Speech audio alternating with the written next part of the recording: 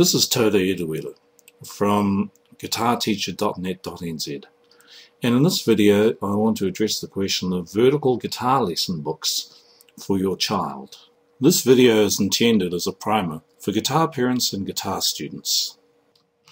So this video continues in a series of other conversations and videos that I've had with awesome guitar parents, and you can find these on guitarteacher.net.nz/guitar lessons/. I talked to you about between guitar lessons, should my child do homework.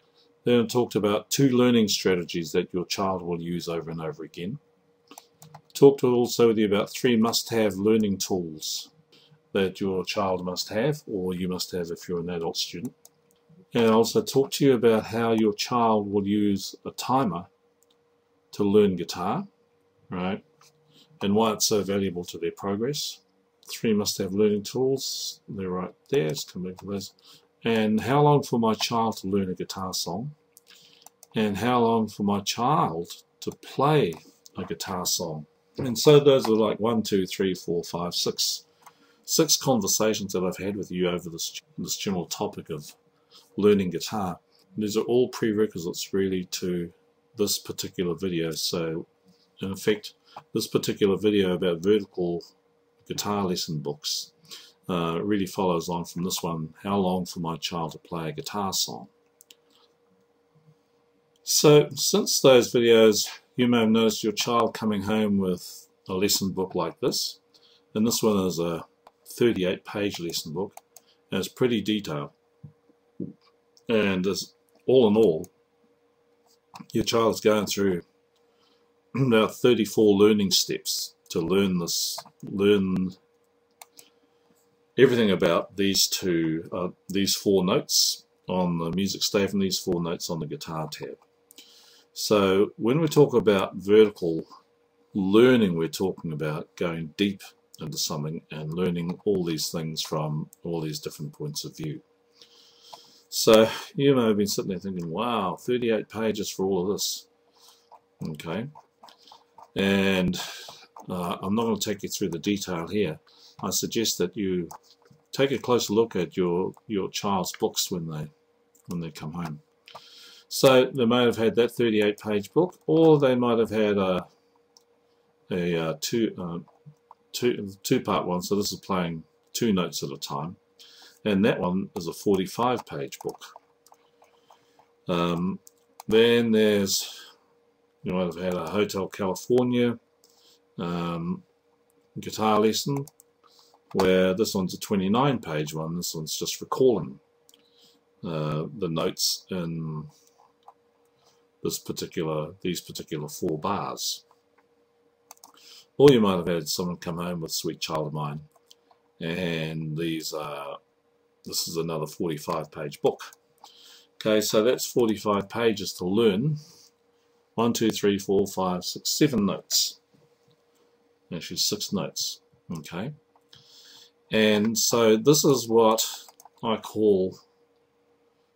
just been calling it deep learning, but it's also vertical learning. I'm used to thinking about vertical market research, for example, and somebody I follow, what we call Jamie Andreas at guitarprinciples.com, refers to this kind of detailed study as vertical study, so that works for me too. So until I find a better term, I'll be calling it vertical learning.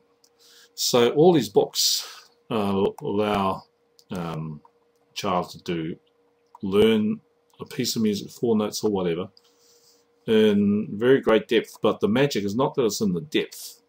The magic is in that there's only one bit of information on the page at a time for a new mind to think about, and that's all they're doing. They're going to learn something in 60 seconds or 90 seconds, however much time is required, then they're going to cover that up and write it.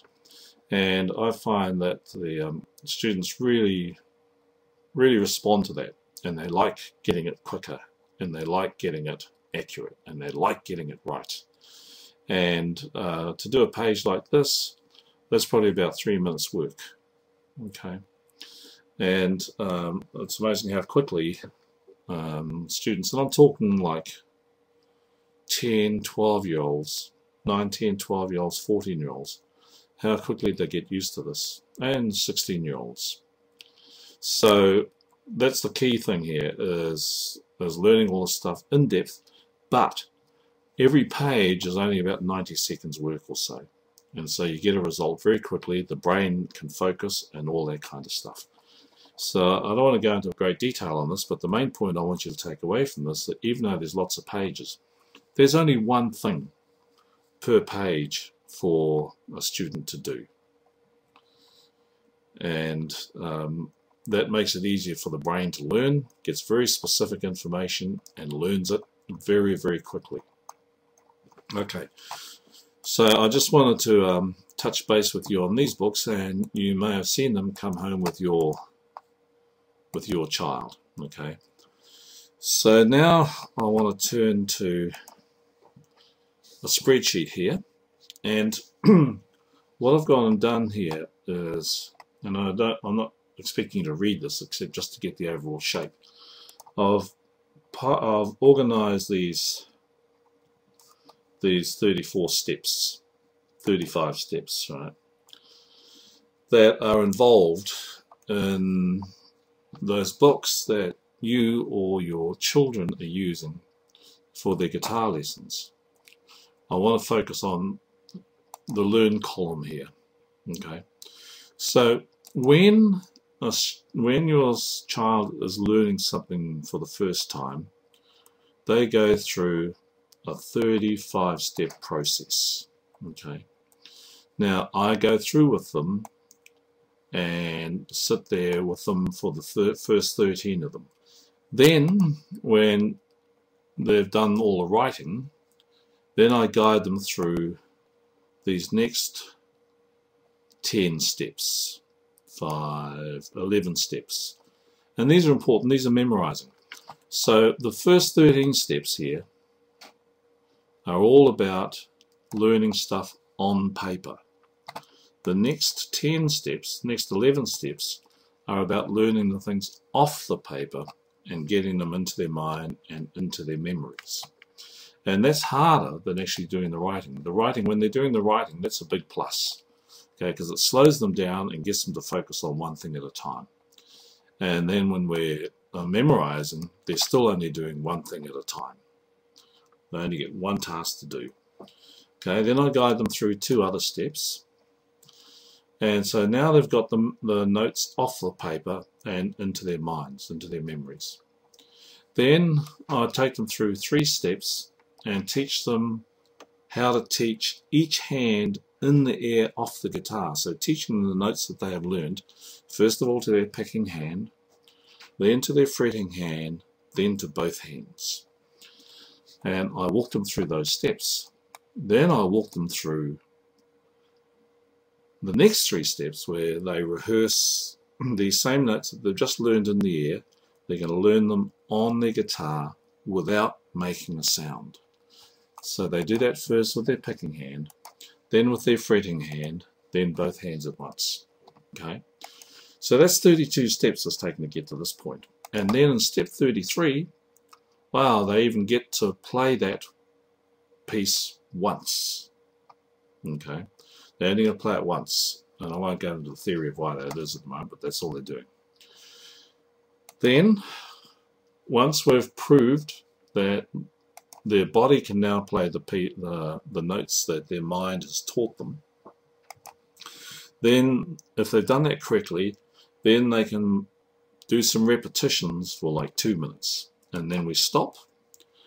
And at that point, then they take a break for number 35, and then at that point we are ready to move on to the next 4 notes, or the next 4 beats, whatever the learning chunk might be. So what you see here is in 35 steps, they actually only get to play it twice. Right? The other 32 steps is made up of memorizing and learning the notes. So if I come down here, bring this up here. Okay, so what this is saying is there's 12 steps, there's 12 learning steps they're doing, 11 memorizing steps, 8 teaching hand steps, and 2 testing steps, right? If we break those down percentage-wise, they're 35% of their time is spent learning, 32% is spent memorizing, 24% is spent teaching the hands, separately then together, in the air and on the guitar, and only 6% of the time is testing. So in other words, 94% of the time is spent setting up these, however many, 4 notes or whatever, these specific notes, and the most they get to play them is 2 minutes. Okay, so if you've got 34 steps there, you're talking roughly about 68 minutes, 70 minutes to, sorry, let's go back here. You're talking roughly 60 minutes, 64 minutes, depending on the notes, up to that to learn to play it, right? And then you get to play it for 2 minutes. So 62% of that time is spent programming your brain and programming your body to play these notes correctly the first time and then repeatedly without mistakes. Okay, you might be sitting there thinking, well, why aren't they only playing it that many times? Okay, because what they've learned is how to bring it up to learning speed. Okay, learning speed might be at 40 beats per minute, and the performance speed for those 4 notes might be 120 beats per minute. So there's an 80 beat difference, right? And they could spend anywhere, that could be 4 months work, 2 minutes a day, 3 minutes a day, to bring that up to speed over that period. And that time it's spent all playing. No more brain work, all playing, all repetition. So all the upfront work is done with the brain. All the back end work, practicing and getting good at it and getting your muscles used to it and all that kind of stuff, is back end.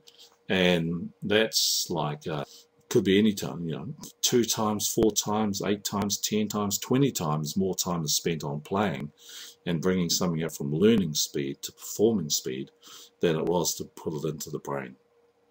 Okay, so I just wanted to touch on that one. The key point, all we're trying to do it here is get them to the point where their body can play the notes accurately for 2 minutes without a mistake. And that's called bringing it up to learning speed, and that's all we're trying to do. Although that's pretty major in itself, as you'll see in a moment. So when we're learning something, that's 34 steps. Okay, so we might have learned bar 1 and bar 2, and now we want to learn bar 1 and 2 together. We're actually not going through a learning process anymore, we're going through a recall process. So these blue spaces mean we're not doing those steps when we're doing the recalling. So the learning steps are far more numerous than the recall steps. Okay, but all these steps stay the same, 25 to 34. All these steps stay the same. If we come down to the bottom then, so what we're seeing here is that when we're recalling something, it's 23 steps, not 34. And so that 68% of the time is spent recalling things, right? So now we find that when it comes to playing, 9% of the time is now playing. 52% of the time spent learning, 26% spent memorizing, and 35% spent teaching the hands. So there's far less steps when we're doing recall. Now, I've got a column here called essence, and that's really for dealing with shorter lessons. And if I've got someone we need to get through 4 notes and get them to the point where they're playing it, then I cut back the steps. And so when we're just dealing with the essence, it's 19 steps instead of 23, which is not much less, but it is less. Well, it is less. So I'd use the essence ones either in short lessons or where either children are getting tired or adults are getting tired, and we'll go through and do the essential steps, 19 of them. So that's what I'm doing with, these books that you see your children come home with, these ones here, or books like these ones. Okay, and every step of them is well and truly structured and laid out for them. So now we can talk about most kids, well, not just most children, but a thing called tabs is one of the most popular ways that people learn guitar. And here's an example of tabs if you're not aware of it. I won't walk you through it in the detail, but the main thing to notice is you've got all these lines here, and these represent the guitar strings, and you've got numbers on those strings that represent the frets. These numbers up here represent the rhythm. So the main point you need to take from this is not that you need to understand it, but the only thing you need to understand is that this is what, oh goodness, 90–95% of the guitar world learn with, and this is how they communicate guitar music. So when we come into the tabs, and so when we say, okay, when we're learning off tabs, what are we not doing? And so we see here that we don't do the stave, right? Tabs doesn't bother with learning the stave, either the notes or the rhythm. Tab doesn't bother with a lot of things, letter names, note fingerings, tab rhythm words.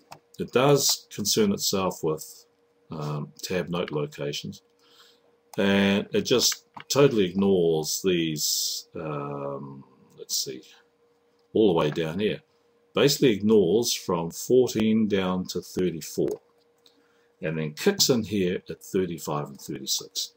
In other words, what they want to do is basically get from the example and go straight from there in 4 steps, or in 2 steps, to playing the stuff, right? And step 34 and 36. So what this means is that that's a lot of stuff that's not being learned, right? And that's a lot of depth that's not being learned. And so the likelihood of people being able to remember the stuff a week down the track, or however long down the track, is really, really low. In other words, it's a horizontal way of learning, to put it kindly, but it's also a very superficial way, because they're going for the visible parts of playing and thinking that that's going to answer all their queries, really. But the main point here is not to get into a diatribe about tabs or to diss it, but simply to say what it does and what it doesn't do. So here tabs does 4 steps instead of 34 that we're doing in the learn process, or 23 in the recall process, or 19 in what I consider to be the essence process. So this gets to be quite challenging for students who just know tabs or just want to know tabs, because even though tabs doesn't deal with all these other these blue things that they ignore, it still doesn't stop students asking questions that can only be answered by doing this kind of work, right? So that's one of the problems with tabs. Like anybody, I'm a real sucker for guitar videos, and one of the best things that's happened to guitar learning is YouTube and videos, right? So it's not uncommon for a student to watch a video like this over and over, and then come in and say, show me how to play that. Or they'll say, oh no, I learned how to play this off the video. Okay, it's a great video, by the way.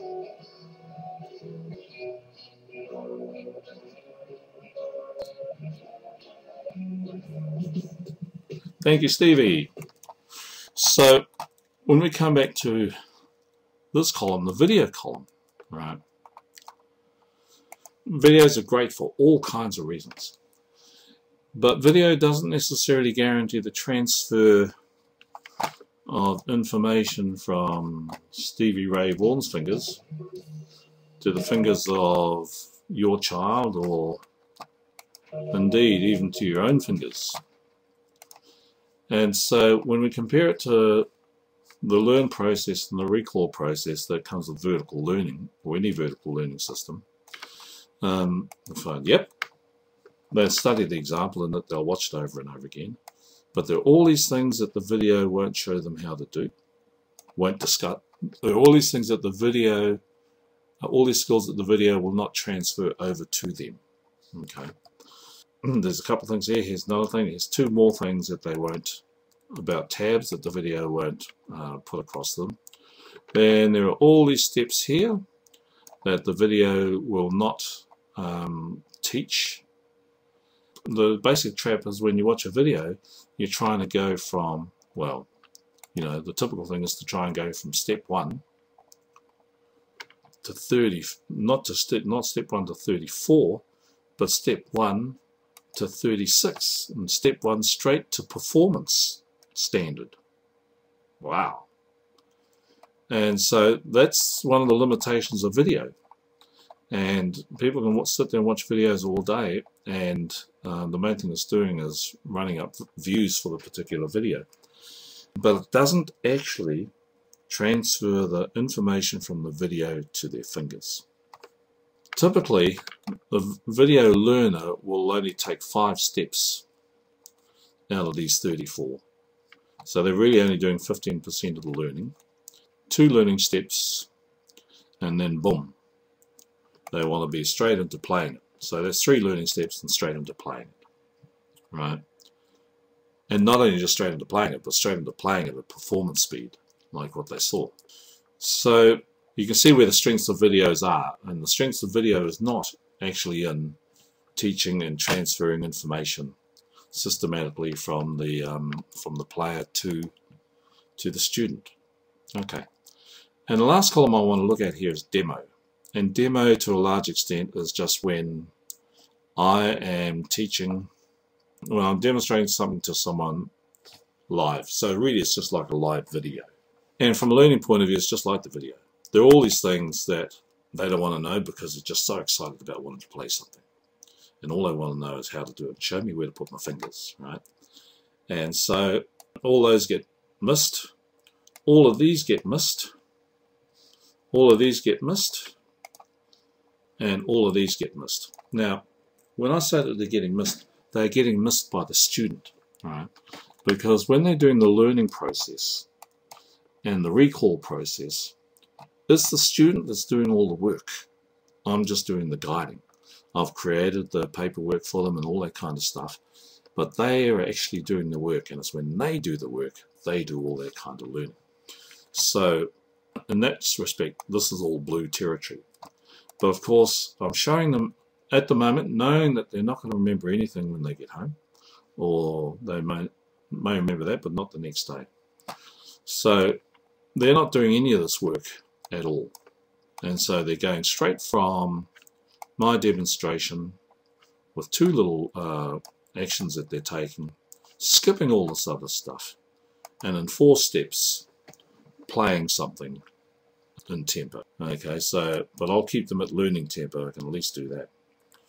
So this is the overview, and this is what I mean by vertical learning. And vertical learning is what I do when I'm doing these 3 things, when I'm either teaching someone to learn something, or teaching someone to recall something, or teaching someone the essential steps to learn to play something at learning speed. And then these columns here are the non-vertical learning, they're horizontal learning. And this is what happens when people learn off tab, video, or demo. So this has been a fairly dense kind of discussion, but I wanted to take you through the details so you could see at a glance the difference between these different learning techniques, and how these columns here, are far more beneficial to you or your child than any of these others. In fact, there's really no use sending yourself or your child to guitar lessons if all you want to do is learn from tabs, video, and demo. Okay, you can actually do that yourself, and a lot of that stuff you can do socially, so you can spare yourself that expense. But when we're talking about learning stuff and in depth and vertically, so that I'm just confident that when your child learns something in this column, right, learning and recall, they'll not only be able to play it, they can write it. They can write down every note that they've done. They can write down the parts, and they could teach it themselves also.